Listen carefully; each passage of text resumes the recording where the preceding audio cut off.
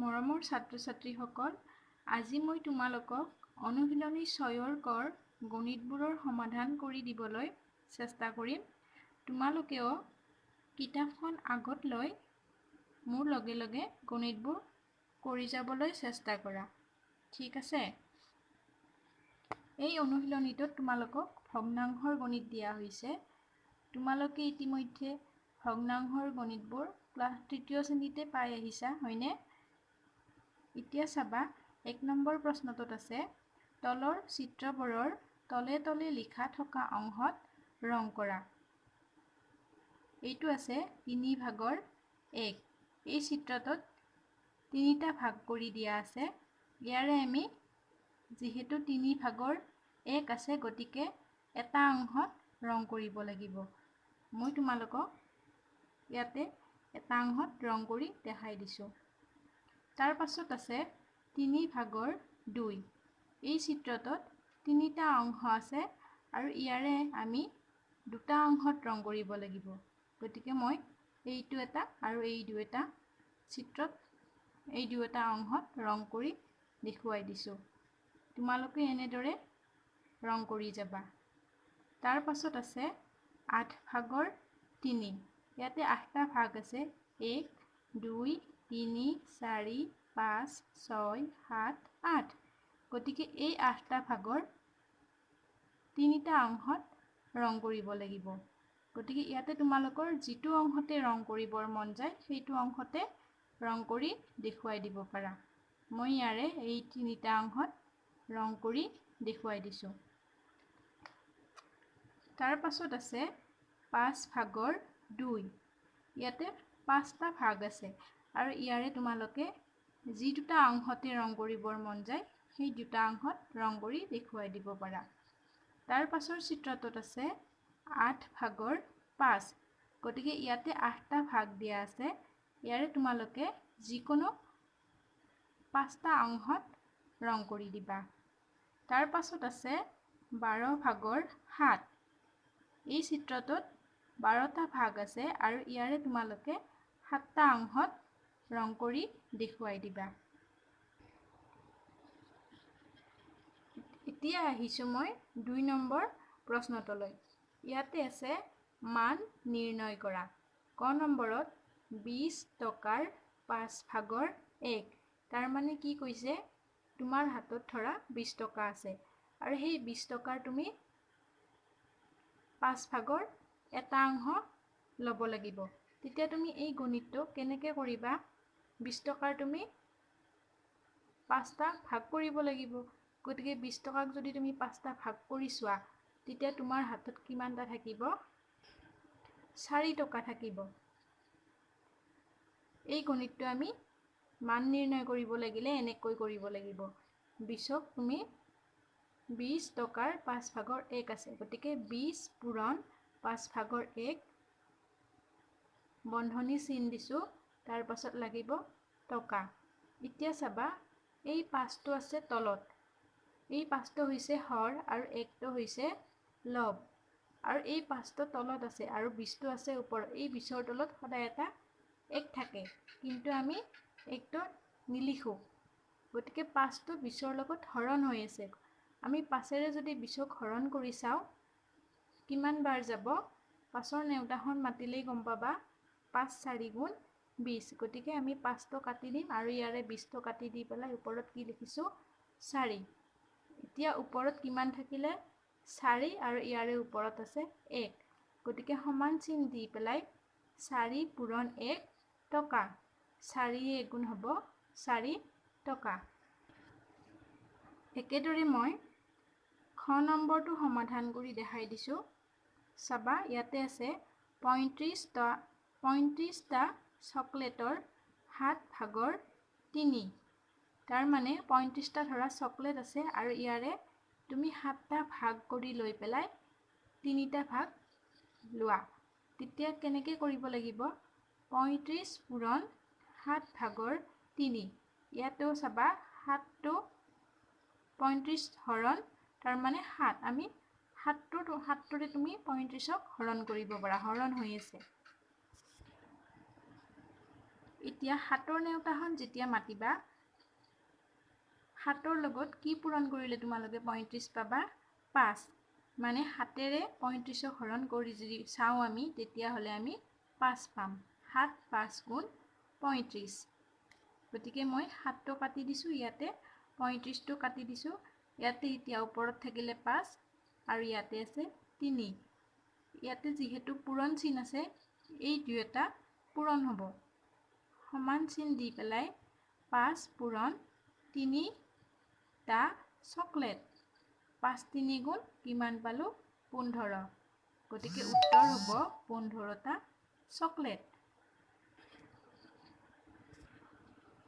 এতিয়া মই তোমালোকক গ নম্বৰটো কৰি দেখুৱাই দিছো তোমালোকে চাই যাবা ইয়াতে আছে 21 দিনৰ 3 ভাগৰ 2 গতিকে এতিয়া আমি কেনেকৈ কৰিম 21ৰ লগত 3 ভাগৰ 2টো পূৰণ কৰি দেখুৱাই দিম 21 পূৰণ 3 ভাগৰ 2 বন্ধনী চিন ইয়াতে লিখিব লাগিব ইয়াতে যেহেতু দিনৰ আছে গতিকে ইয়াতে লিখিব লাগিব দিন তাৰ পাছত এতিয়া আমি 3ৰে যেহেতু 21ক হৰণ হৈ আছে 3ৰে আমি 21ক হৰণ কৰিব লাগিব 3ৰে 21ক হৰণ কৰিব লাগিলে 3ৰ নেউতাখন মাতিব লাগিব গতিকে 3ৰ লগত কিমান পূৰণ দিলে 21 পাম আমি 7 3 7 গুণ 21 গতিকে 3টো আমি কাটি দিম 21টো কাটি দিম ওপৰত হ'ব 7 এতিয়া চাবা ওপৰত থাকিলে কিমান 7 আৰু 2 7 পূৰণ 2 বন্ধনী চিন দিন সমান চিন 7 দুগুণ কিমান হ'ব 7 দুগুণ হ'ব 14 দিন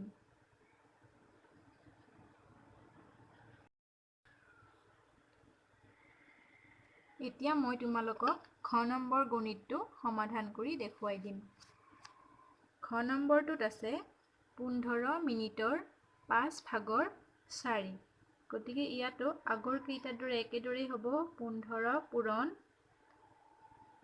5 ভাগৰ 4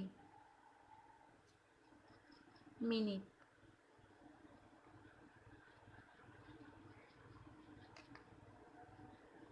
এতিয়া 5ৰে 15ক হৰণ হৈ আছে 5ৰে 15ক কিমান বাৰ যাব 5 3 গুণ 15 এতিয়া ওপৰত থাকিলে 3 পূৰণ এইটো 4 মিনিট এতিয়া হ'ব 3ৰ লগত 4 পূৰণ হৈ আছে গতিকে 3 4 গুণ কিমান হ'ব 3 4 গুণ 12 মিনিট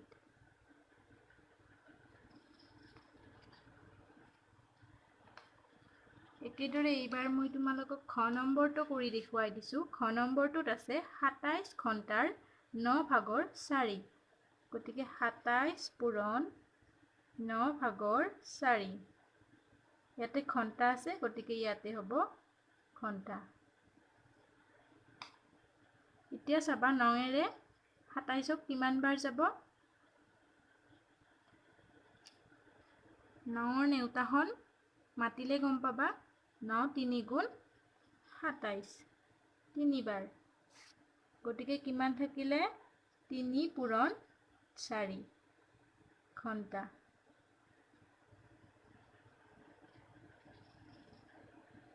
তিনি 4 গুণ হ'ব 12 ঘণ্টা হৈ গ'ল এইটো এতিয়া আহিছো প্ৰথম নম্বৰটোলৈ ইয়াতে আছে 16 ডাল পেন্সিলৰ 4 ভাগৰ 3 গতিকে কিমান হ'ব 16 পূৰণ 4 ভাগৰ 3 ডাল পেন্সিল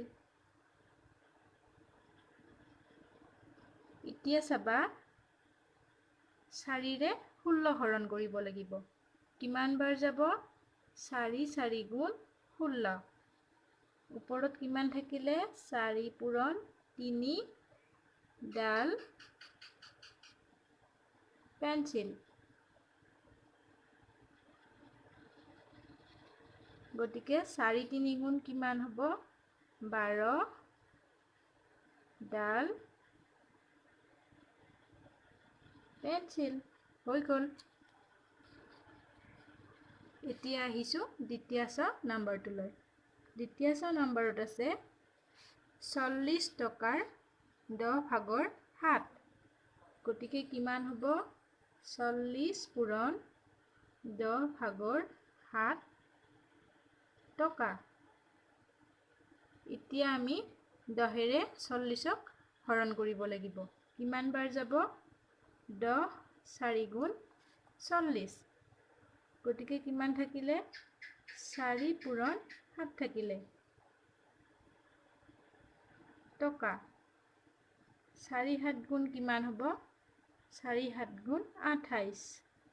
28 টকা হৈ গ'ল। 2 নম্বৰৰ গণিতকেইটা আমাৰ সমাধান কৰা হৈ গ'ল। তোমালোকে নিশ্চয় বুজি পাইছা। মোৰ লগে লগে তোমালোকেও কৰি যাবলৈ চেষ্টা কৰিবা। এতিয়া আহিছোঁ মই 3 নম্বৰ প্ৰশ্নটোলৈ। 3 নম্বৰত আছে 1 টকাৰ 4 ভাগৰ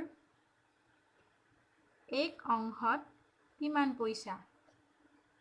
ইয়াতে চাবা তোমালোকে ভালদৰে। ইয়াতে দিয়া আছে টকা, কিন্তু আমাক কিহত উলিয়াবলৈ দিছে? পইচা। গতিকে তোমালোকে জানা যে 1 টকা মানে কিমান পইচা? 1 টকা মানে হৈছে 100 পইচা। ইয়াতে সমাধান কৰি দেখুৱাই দিছোঁ মই। চাবা 1 টকাৰ যিহেতু 4 ভাগৰ 1 অংশ আছে, গতিকে প্ৰথমতে আমি কি লিখিব লাগিব? 1 পূৰণ 4 ভাগৰ 1 টকা। এতিয়া চাবা আমাক কিহলৈ নিব দিছে? পইচালৈ। গতিকে এই 1 টকাটোক মই পইচালৈ লিখি দিছোঁ। 1 টকা মানে যিহেতু 100 পইচা, গতিকে 1ৰ ঠাইত কি লিখিছোঁ? 100। 100 পূৰণ 4 ভাগৰ 1। এতিয়া চাবা ইয়াতে যেনেকৈ টকা আছিল, ইয়াতে টকা নহ'ব, কাৰণ ইয়াতে যিহেতু 1ৰ ঠাইত আমি 100 লিখিছোঁ। গতিকে কি হৈ গ'ল? এইটো পইচা। ইয়াতে লিখি দিছোঁ যিহেতু 1 টকা সমান 100 পইচা। এতিয়া 4ৰে 100ক হৰণ কৰিব লাগিলে তোমালোকে ছাইডত এনেকৈ হৰণ কৰি দেখুৱাই দিবা। চাবা 4ৰে 100ক হৰণ কৰিব লাগিব। প্ৰথমতে আমি হৰণ কৰিব লাগিলে এটা সংখ্যাক চাম। 4টো যিহেতু ডাঙৰ হয়, 1টো সৰু, গতিকে 4ৰে আমি 1ক হৰণ কৰিব নোৱাৰোঁ। গতিকে আমি দুটা সংখ্যা ল'ম। 10টোক 4ৰে হৰণ কৰিব পাৰিম আমি। 4 2 8, 2 বাৰ যাব। 8 পালোঁ। এতিয়া 10ৰ পৰা 8 বিয়োগ কৰি দিলে কিমান পাম? 2 পাম। এতিয়া অকল 2টো যেতিয়া থাকিব, 4ৰে আমি 2ক হৰণ কৰিব নোৱাৰোঁ। গতিকে ইয়াতে এটা শূন্য আছিলে, এই শূন্যটো তলত নামি আহিব। নামি অহাৰ লগে লগে এইটো কিমান হৈ গ'ল? 20।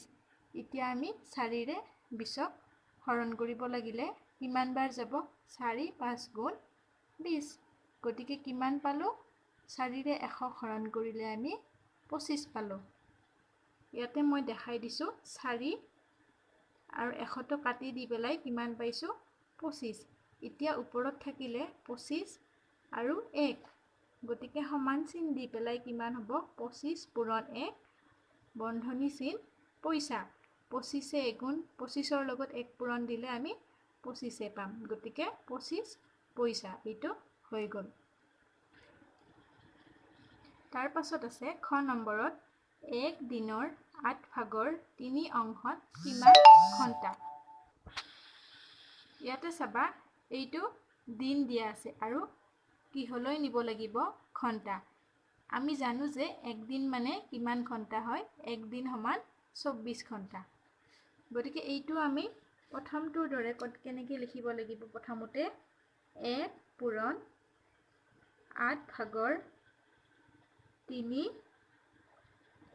ইয়াতে যেহেতু দিন দিয়া আছে গতিকে ইয়াতে লিখিম দিন তাৰ পাছত এক দিনক ঘণ্টালৈ নিব লাগিলে কিমান হ'ব 24 পূৰণ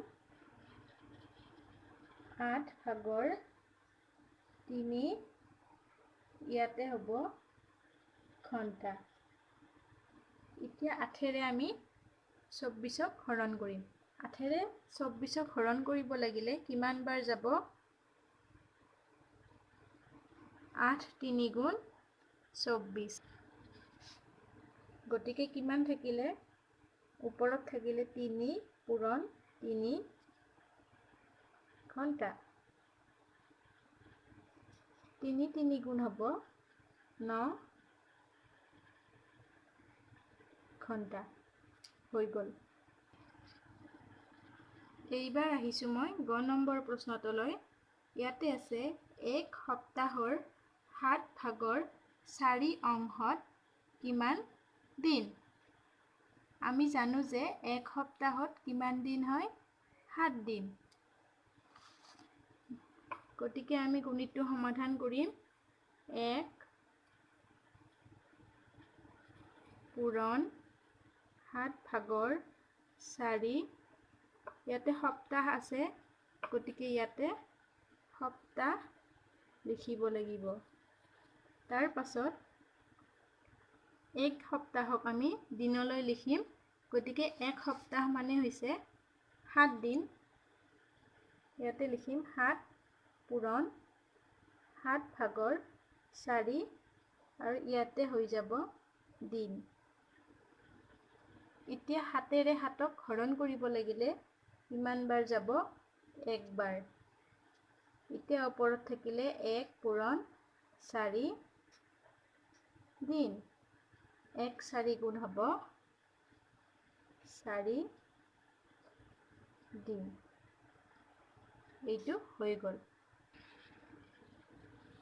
এতিয়া আহিছো আমি খ নম্বৰ প্ৰশ্নটোলৈ ইয়াতে আছে 1 ডজন কণীৰ 3 ভাগৰ 1 অংশত কিমানটা কণী থাকিব এতিয়া 1 ডজন মানে কিমান 1 ডজন মানে হৈছে 12টা তাৰ মানে 12টা কণীৰ 3 ভাগৰ 1 অংশ কৰিলে কিমানটা কণী থাকিব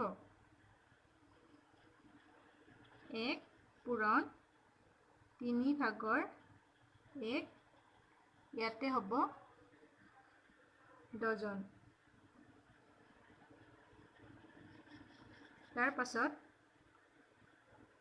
1 ডজনক আমি টা লৈ নিম গতিকে 1 ডজন মানে হৈছে 12টা গতিকে ইয়াতে লিখিব লাগিব 12 12 পূৰণ 3 ভাগৰ 1 আৰু ইয়াতে হ'ব টা এতিয়া মই 3ৰে 12ক কাটি দিলে মানে হৰণ কৰিলে কেইবাৰ যাব 4 বাৰ 3 4 গুণ 12 গতিকে কিমান থাকিলে 4 পূৰণ 1 টা 4 গুণ হ'ব 4 টা